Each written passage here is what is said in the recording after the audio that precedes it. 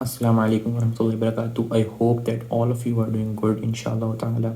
And before we start with the video, I just want to mention that this video will be in English, and the main purpose of that is to just target a broader audience, and I want to educate the masses on this issue of Palestine and the genocide happening right now. So let's start. The main topic is we will be discussing some of the most common questions, queries, and misinformation being spread on social platforms. So let's start. Bismillah ar-Rahman ar-Rahim. So the first question of our is: has Palestine started this genocide on October the 7th, or has Hamas started this on October the 7th, as said by Piers Morgan and numerous others journalists we have seen on the media?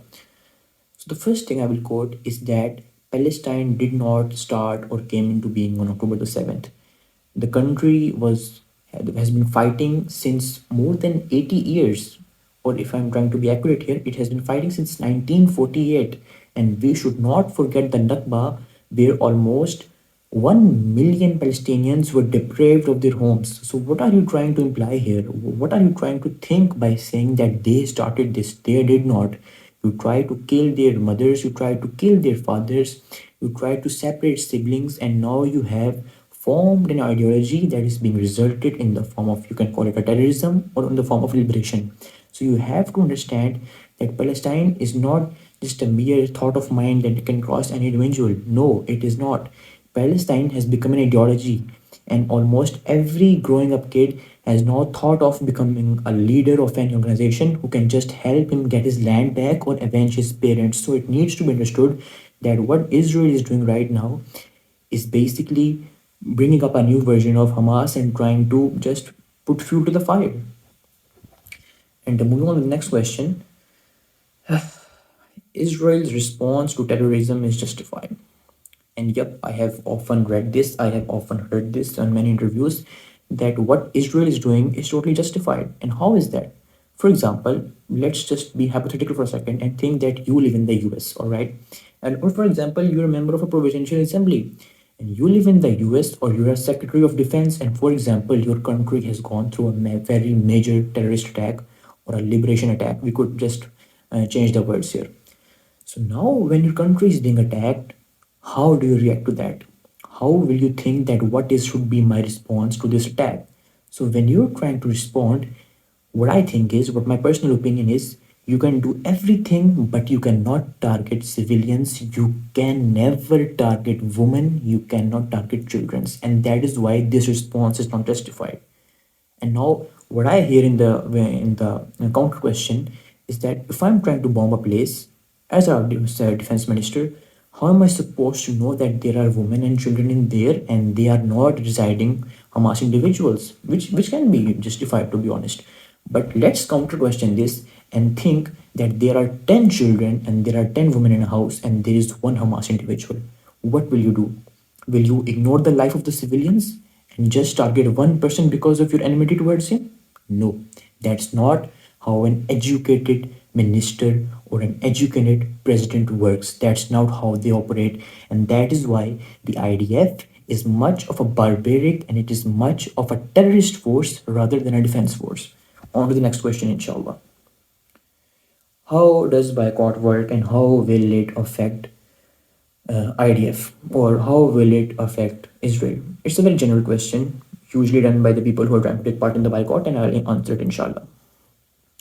So the main if you can just take some time, I recorded a same video in the same T-shirt. To be honest, in this at the same topic, how does boycott work? But still, to sum it short, I will try to explain this, that boycott actually puts an impact on the person who are trying to generate sales and fund a company. And let's say that KFC and let Pizza Hut or all the companies under Yums.co are not actually trying to sponsor IDF. Let's think about it for a second.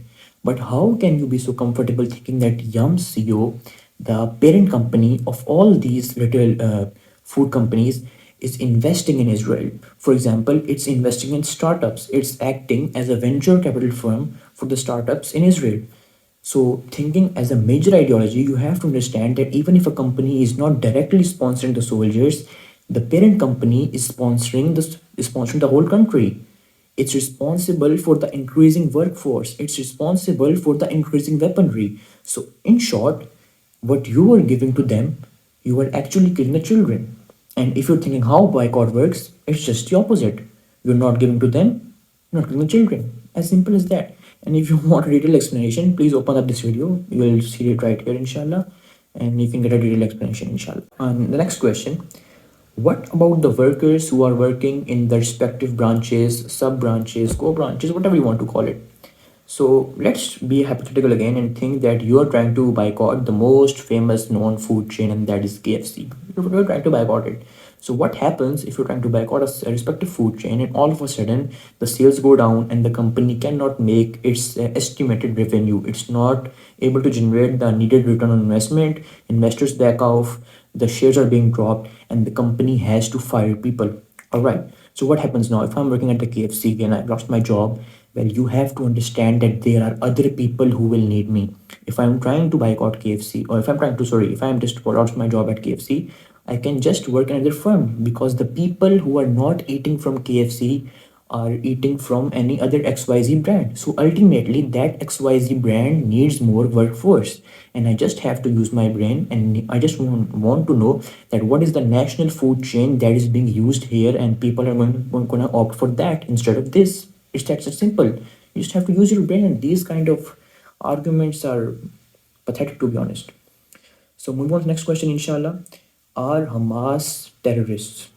It's a very common question made in various interviews, and we have been spoon fed by the Hollywood industry that all those terrorists who wear kefaya are known to be bad people. I'll answer with the basics.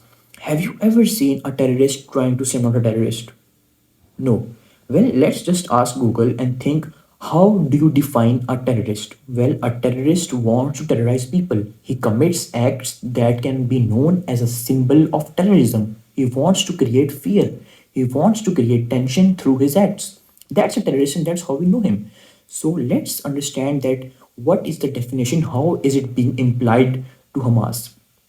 Israel said that Hamas has decapitated babies.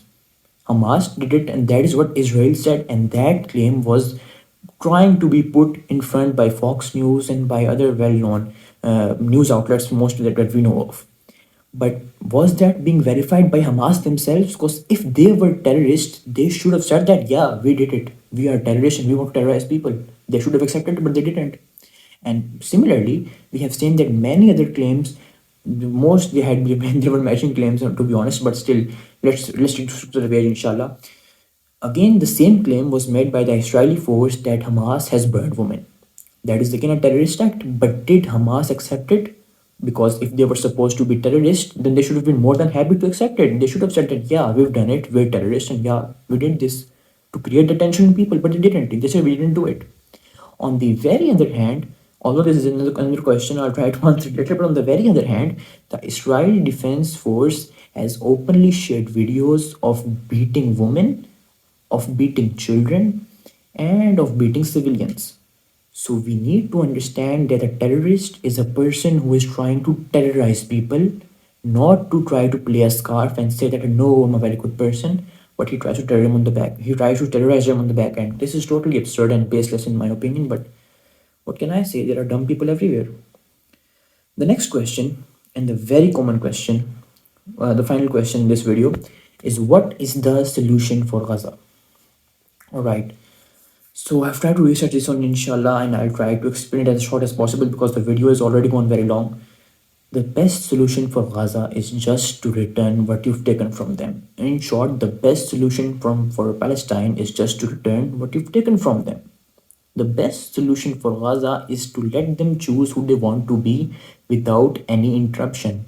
The best solution for Gaza is to let them collect their own taxes, let them collect their own aid, and let them eat their food. Why has Netanyahu been in? Why has the Israeli government been interrupting in all this aid process for the past 75 years? I mean, Gaza cannot collect even their own taxes. Sorry, Palestine cannot even collect their own taxes. They cannot even collect their own funded money that is being transferred from Iran, that is being transferred from Kuwait, from Oman, from Saudi. They cannot collect that. Why are they not being allowed to collect that on the very first basis? And the very next hour, we see the claims coming from other countries, including the US, that Iran is being funding Hamas. On what basis? The aid wasn't even being sent to Hamas in the first place, as per the very well known news outlets most white people trust. So, what's the point of making these kind of claims? If you want to know the solution for Gaza, if you want to know the solution for the Palestinians, just give them what's theirs, and that's the best solution. That's what they want. You cannot just jump into a country and make them refugees and try to just throw them into other countries and just blame the countries that they're not taking them. That's the most absurd thing I've ever heard of, to be honest. And any sane, educated person has heard of. So that was it, inshallah, and I hope this video was able to answer your questions. On a lighter note, obviously, I'm not a debater in here that I could just sit here and debate for hours, and I know that on the basis of the reach my account has, that debate will usually go useless, to be honest. So yeah, let's just end this here. Jazakallah khair, barakallah.